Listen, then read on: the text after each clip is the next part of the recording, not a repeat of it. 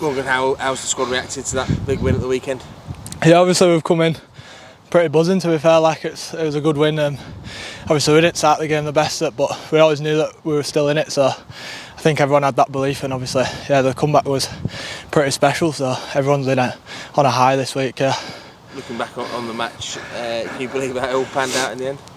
Yeah, I know. Well, the scoreline didn't really do us justice in the first half. We were always in it. It was just maybe one or two little things that we slipped up on. So we always had that belief that we could come back and get the win. So yeah, it's just about putting it into practice. Will that give us confidence going forward? We've got some big games coming up over the next couple of weeks. Yeah, definitely. Obviously, really important games going into the playoffs. So I think that's really good for us. That even when the chips are down and the scoreline's not looking the best, we know that we've got something that we can pull out the bag, and we've always got that belief for the next, the rest of the season. Salford are a dangerous side that scored plenty of points, most notably against Saints last week.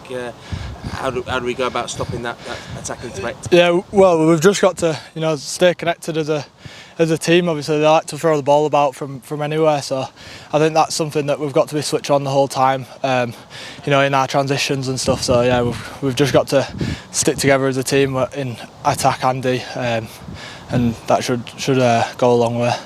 Lafayette's been a real strike player for them on the edge. Big part of his game is that offload game. How do you react to that? Is it a question of stopping the offloads or just reacting to when they come? Yeah, well, you've got to prevent it in the first place, haven't you? But obviously, not everything goes your way, so we've got to expect that offload, and like I said, we've got to stay aligned as a team and just stick together. Don't give them any spaces to run into, really. So obviously, yeah, you want to stop the threat immediately, but you got to be realistic, and it might come off once or twice. So yeah, we've got to be ready for that. As the most impressive thing about the recent run been how we've adapted to obstacles that come in our way. I think Dave Foster missing out at the weekend. Liam Tyndall comes in. The previous week there was players dropped out before the game, but were able to keep the same consistency up. Yeah, definitely. It's something that from my time at Leeds we've always had, injuries, bans and stuff. So I think that's something that is really built into this team, like that next man up sort of thing. Someone will come in and do a job like Liam Tyndall came in and did a really good job for Fuss. So yeah, we've got that next man up sort of mentality, and everyone comes in and does their job really.